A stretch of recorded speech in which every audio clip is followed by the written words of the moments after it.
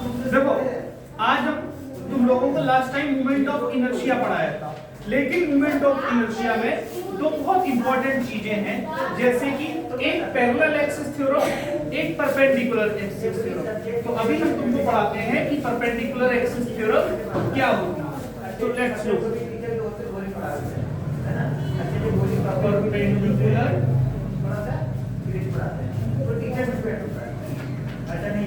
Axis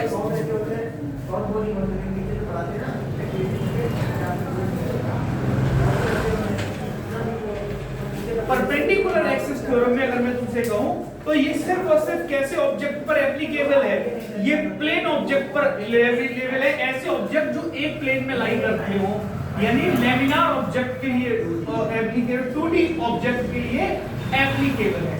तो perpendicular axis theorem कहती क्या है? परपेंडिकुलर एक्सिस थ्योरम ये कहती है अगर ये कोई बॉडी है, ये इसकी जेड एक्सिस है, ये इसकी एक्स एक्सिस है और ये इसकी वाई एक्सिस है।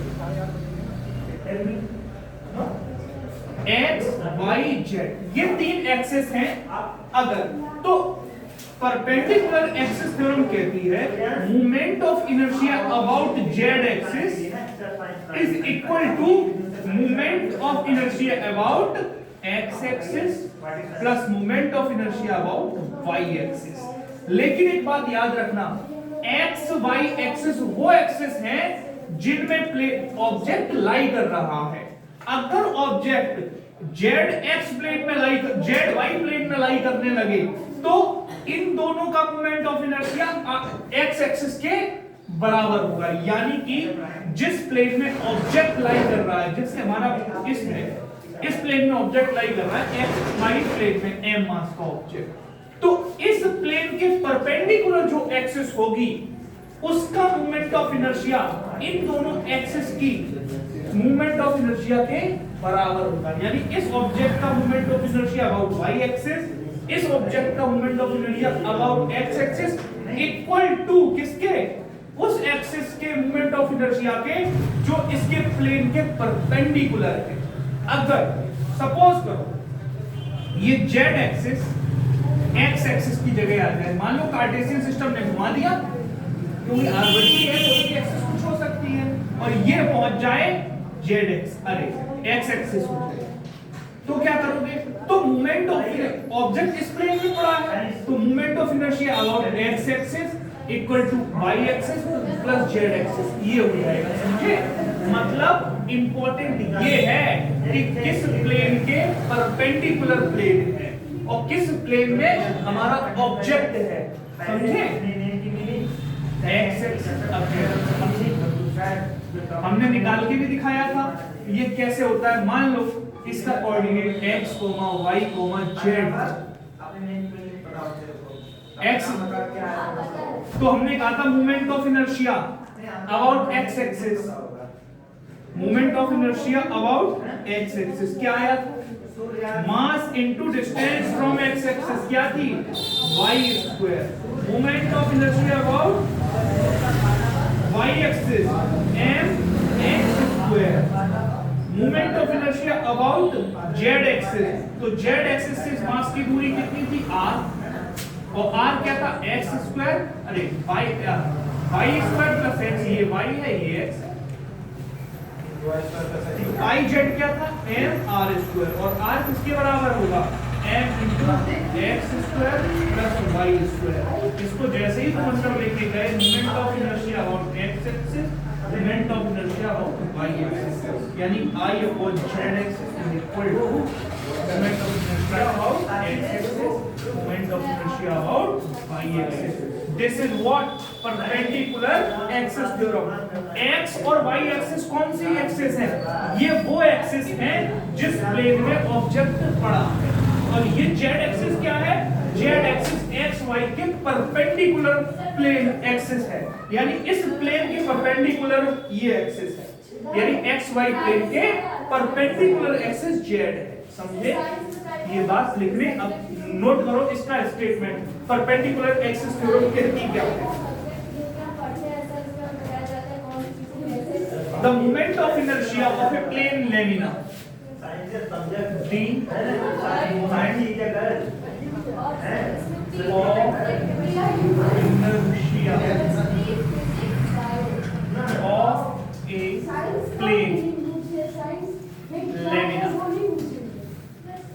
moment of inertia of a plane lamina about an axis perpendicular to about an axis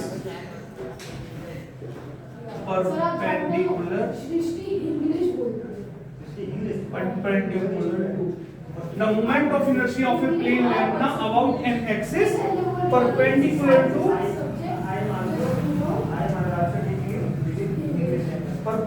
to its plane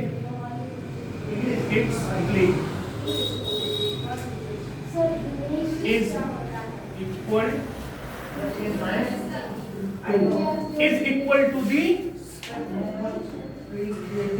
to the sum of moment of inertia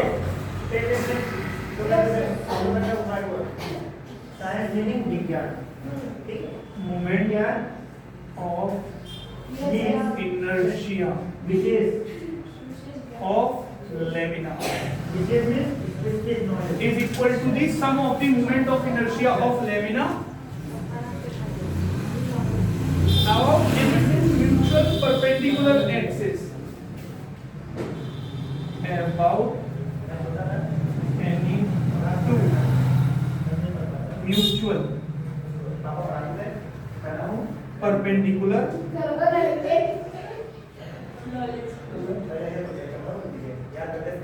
about any two mutual perpendicular axis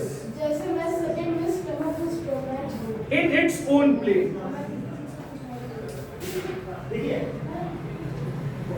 In its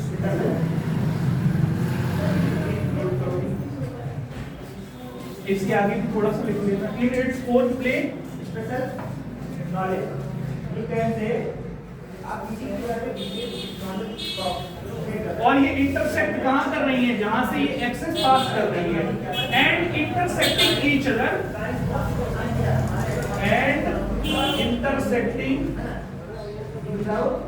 intersecting each other at a point. Each and everything is mostly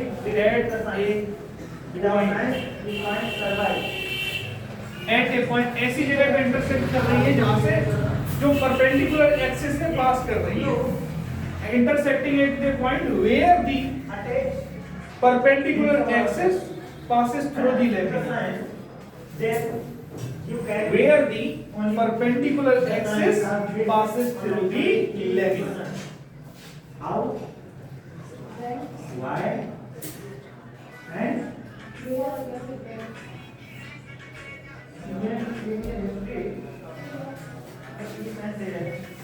देखो statement दोबारा समझो. The movement of inertia of a plane lamina यानी 2D object about an axis. किस axis के about? Perpendicular to its plane, यानी कि जिस plane में तुम्हारा लेमिना पड़ा है उसके परपेंडिकुलर एक एक्सिस है, उसके अबाउट इसका मूवमेंट ऑफ इनर्शिया किसके बराबर होगा? यानी जेड एक्सिस के अबाउट मूवमेंट ऑफ इनर्शिया किसके बराबर होगा?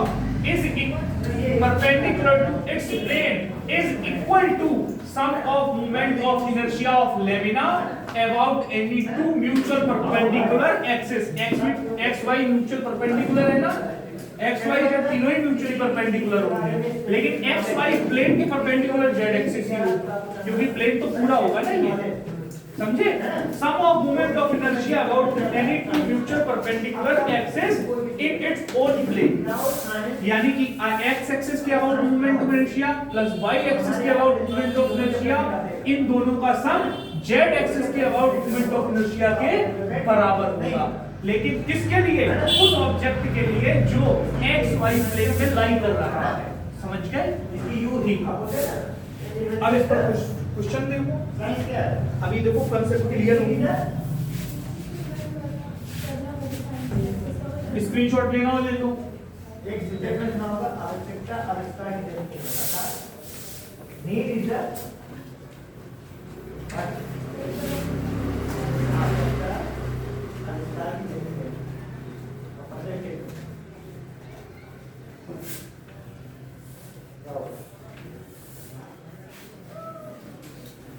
अच्छा, अब परपेंडिकुलर एक्सिस का कुछ यूज देखो कि इसका यूज करके हम कैसे क्वेश्चन कर सकते हैं। देखो अभी तक ये एक रिंग है, क्या है बच्चों? रिंग है, इसके सेंटर से एक एक्सिस पास हो रही है, ठीक है, यानी कि एक एक्सिस अंदर की ऐसे जा रही है, अंदर की तरफ भी है बाहर की तरफ भी है, एक एक्सिस इसके सेंटर से पास हो रही है, समझे? रिंग के सेंटर से। इसके अबाउट मोमेंट ऑफ इनर्शिया तुमको पता है क्या होता है? बताओ। मोमेंट ऑफ इनर्शिया, ऐसी एक रिंग जो पास हो रही है इसके सेंटर से, सर m मास है रिंग का, m मास है, r रेडियस है और पूरा मास r डिस्टेंस दूर पड़ा है, तो इस रिंग के अबाउट मोमेंट ऑफ इनर्शिया क्या होगा? m r² इक्वल डिस्टेंस पे है ना पूरा मास, सॉरी m r², यानी सेंटर से जो इस एक्सिस पास हो रही है उसके अबाउट मोमेंट ऑफ इनर्शिया क्या होगा? mr²। ये बात तुम्हें मैं पढ़ा सकता हूं, लेकिन मैं तुमसे पूछता हूं कि रिंग के डायामीटर से एक एक्सिस पास होती है, सेंटर से पास नहीं होती, इसके डायामीटर से जो सेंटर से पास हो रही है, लेकिन डायामीटर के थ्रू ऐसे पास हो रही है, इस एक्सिस के अबाउट रिंग का मोमेंट ऑफ इनर्शिया क्या होगा?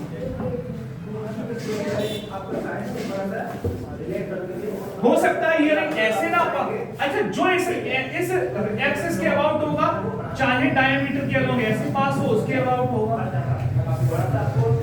इसके अबाउट भी तो सेम ही होगा, इसके अबाउट मोमेंट ऑफ इनर्शिया, इसके अबाउट मोमेंट ऑफ इनर्शिया क्या होगा पता करना है।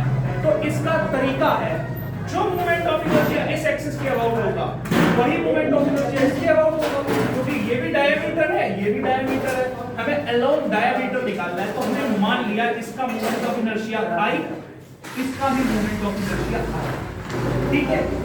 लेकिन अगर हम कहें कोई एक्सिस इसके परपेंडिकुलर है, उसका मोमेंट ऑफ इनर्शिया हमको पता है, उसका मोमेंट ऑफ इनर्शिया क्या है? Axis perpendicular to this plane ऐसे पास होती है, बताओ क्या होगा? mr² होगा ना, पढ़ा है भी तुमने। अब तुमसे मैंने इस एक्सिस और इस एक्सिस के अबाउट पूछा है, तो कोई दिक्कत नहीं, इसको मान लो x एक्सिस, इसको मान लो y एक्सिस, इस एक्सिस को मान लो z एक्सिस। अब कहो यूजिंग, अच्छा तुम्हें पता है बाइसिमेट्री, बाइसिमेट्री, सिमेट्री ये कह सकते हो, moment of inertia about x axis is equal to moment of inertia about y axis, हाँ, और वो किसके इक्वल माना है? I के बराबर, ठीक है, यूजिंग परपेंडिकुलर। और तुम्हें पहले से पता है moment of inertia about z axis क्या होगा? mr², यही तो होगा। अब यूज करो using perpendicular axis, perpendicular axis को क्या कहती है? क्या कहती है बताओ? यानी moment of inertia about z axis equal to moment of inertia about x axis, moment of inertia about y axis, क्योंकि ये xy प्लेन में ही पड़ी है, z एक्सिस को इसके परपेंडिकुलर है, तो ये दोनों तो सेम ही होंगे, यानी i क्या होगा? 2i के बराबर। और moment of inertia about z axis क्या है? mr², तो i बराबर mr²/2। देखा, यानी कि अभी तक तुम्हें रिंग के सिर्फ x एक्सिस के अबाउट मोमेंट ऑफ इनर्शिया पता था mr², लेकिन अब मैं कहूं इसके डायमीटर के अबाउट मोमेंट ऑफ इनर्शिया क्या होगा? mr²/2। इस डायमीटर के अबाउट क्या होगा? mr²/2। अच्छा, कोई भी लाइन पास करे, सारी डायमीटर है, तो सबके अबाउट मोमेंट ऑफ इनर्शिया क्या होगा?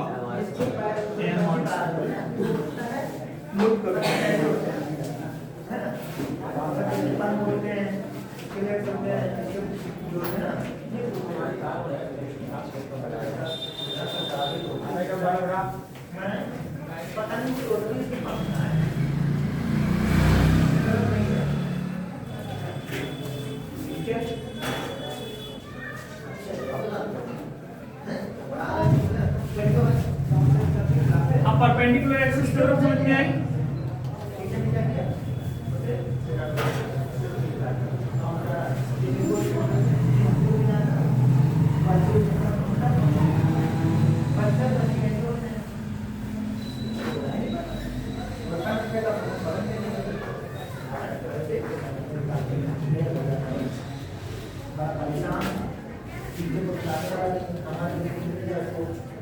फिगर बना लिया?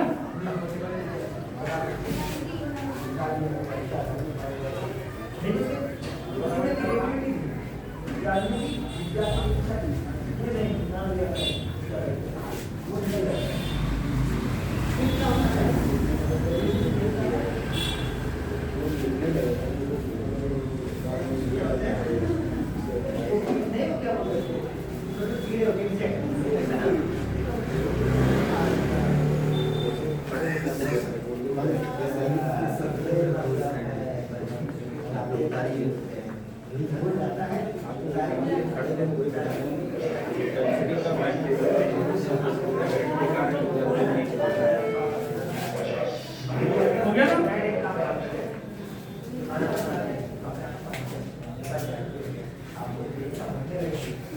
देखो, अब तुमने रिंग के अबाउट कर दिया मोमेंट ऑफ इनर्शिया। अब तुम्हें मैं डिस्क का केस पढ़ाता हूं। जैसे मान लो ये m मास की r रेडियस की एक डिस्क है, m मास की r रेडियस की एक डिस्क है, m मास यूनिफॉर्मली डिस्ट्रीब्यूटेड है डिस्क में। तो तुम्हें मैं पढ़ा चुका हूं, मान लो एक एक्सिस जो इसके सेंटर से पास हो रही है डिस्क की, इस एक्सिस के अबाउट मोमेंट ऑफ इनर्शिया क्या होता है डिस्क का? mr²/2, यानी इस एक्सिस के अबाउट मोमेंट ऑफ इनर्शिया होता है mr²/2। फिर वही केस, अब मैं तुमसे कहता हूं moment of inertia about disc passing through its centre, लेकिन अब मैं कहता हूं मोमेंट ऑफ इनर्शिया बताओ डिस्क का about axis perpendicular about axis passing through its diameter. निकालो जल्दी से, सिमिलर मेथड लगेगा। समझा नहीं होगा तो नहीं कर पाओगे।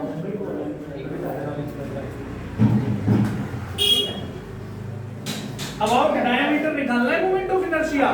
सर जो इसके अबाउट होगा वही इसके अबाउट होगा, आई दोनों आई, लेकिन हमें इसके अबाउट तो नहीं पता है, लेकिन हमें एक एक्सिस के अबाउट पता है जो इसके परपेंडिकुलर पास है, यानी जेड एक्सिस। इसको एक्स मान लो, इसको वाई, इसको जेड। तो moment of inertia about Z axis क्या है? mr²/2, तुम्हें पता है।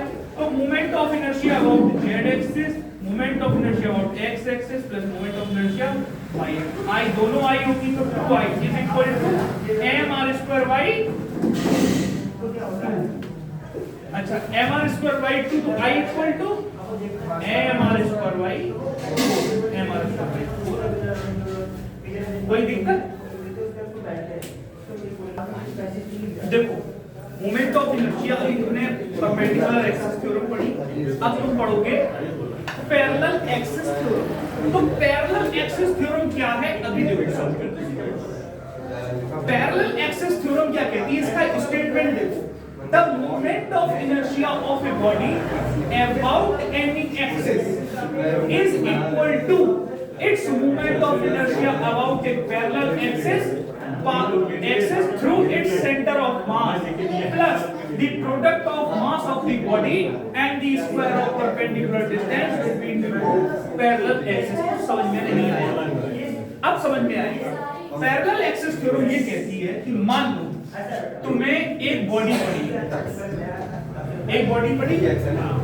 अगर इस बॉडी का मोमेंट ऑफ इनर्शिया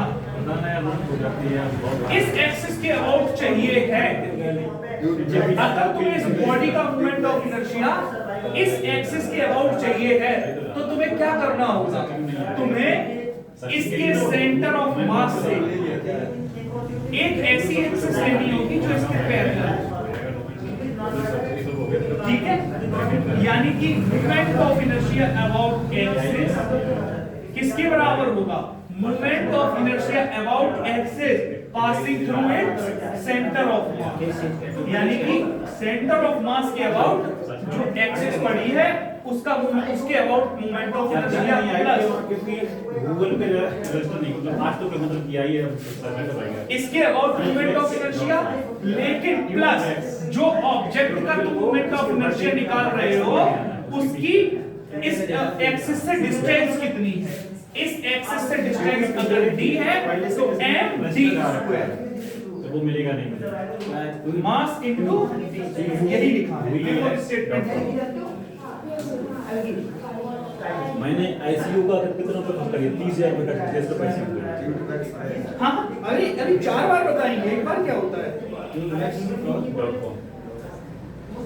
मैंने सेवन सिटी के लिए बनाई है, कुछ भी सर्च करे बंदा हमारी वेबसाइट आ नहीं रही है। अभी प्रूव कराएंगे ना तब समझ में आएगा। वाक्स आई स्टेटमेंट नोट कर लिया था, तो अभी देखो चीज समझ में आएगी। लेकिन ये एक्सिस सेंटर ऑफ मास से जो पास हो रही है वो इसके पैरेलल होनी चाहिए। क्यों? हो सकता है कि एक्सिस ये वाली हो, अगर एक्सिस परपेंडिकुलर ले तो ये इसके पैरेलल थोड़ी है, तो ये फार्मूला काम नहीं करेगा। ये कब फार्मूला काम करेगा? जिस एक्सिस की अमाउंट निकालना है वो एक्सिस उस एक्सिस के पैरेलल होनी चाहिए जो तुमने सेंटर ऑफ मास के अबाउट ली है। ठीक है, ये अब क्वेश्चन देखो। मान लो सेंटर ऑफ मास से इस एक्सिस की दूरी d, इस एक्सिस की दूरी d, एक मास m पड़ा है, मास m पड़ा है जो इस सेंटर ऑफ मास से, ये सेंटर ऑफ मास है, सेंटर ऑफ मास से x डिस्टेंस दूर है। ठीक है, x डिस्टेंस दूर है, मास है। अगर मैं कहूं मोमेंट ऑफ इनर्शिया इस मास का अबाउट सेंटर ऑफ मास क्या होगा? I about centre. इस एक्सिस के अबाउट क्या होगा इसका? सर मास इनटू डिस्टेंस का स्क्वायर। डिस्टेंस कितनी है? अब मैं कहूं इसी मास m का मोमेंट ऑफ इनर्शिया इस एक्सिस के अबाउट क्या होगा जो इसके पैरेलल है? सर I अबाउट एक्सिस क्या होगा? मास इनटू डिस्टेंस का स्क्वायर। डिस्टेंस कितनी है? x plus x plus d का m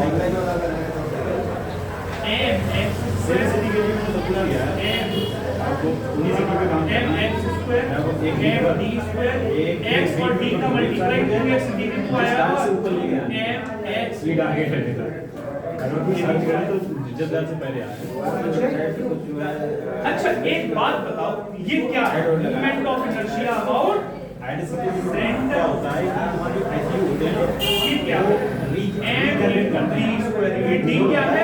distance between two parallel axis. उसके एक सेंटर ऑफ मास से पास हो रही है जिसके about moment of inertia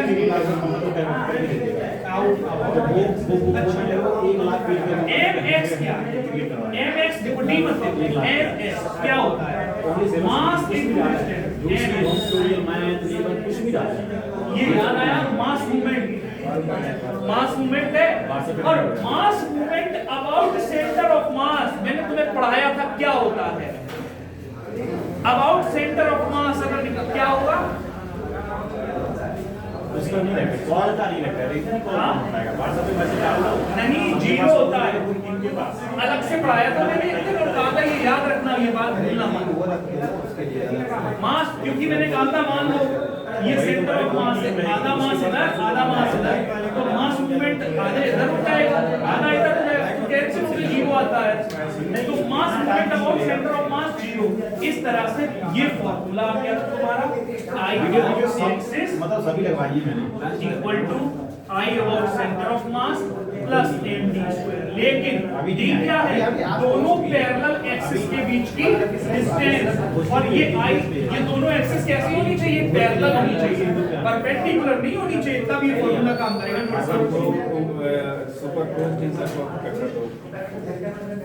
seven city पे तो मतलब रहेगा मेरा टारगेट 6 महीने तक का। देखो एआई का भी सब कुछ बहुत कुछ करना पड़ता है। अर्बन फिनों की मतलब टीम कितनी बड़ी है, बहुत बड़ा ये कंपनी है। हाँ, उसकी इम्प्लाई बहुत है। तो देखो चाहूँ तो AI से बना लो, इम्प्लाई की गिनती बढ़ेगी बढ़ेगी, कुछ भी होगा। AI खाली मतलब मैं इसमें हेल्प दे देता है और कुछ भी नहीं। हाँ, और मतलब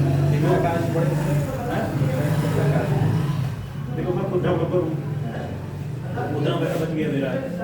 उसके बाद होस्टिंग का पैसा लगा, डोमेन का लगा, और अभी खरीदा DTL का, मतलब जो टेलीकॉम का मतलब कम्युनिकेशन होता है ना, जो मतलब प्रोवाइड कराता है, 5,600 रुपये लेता है। तो उसका DTL का बाई किया है। DTL का बाई करने के बाद फास्ट टू SMS का मतलब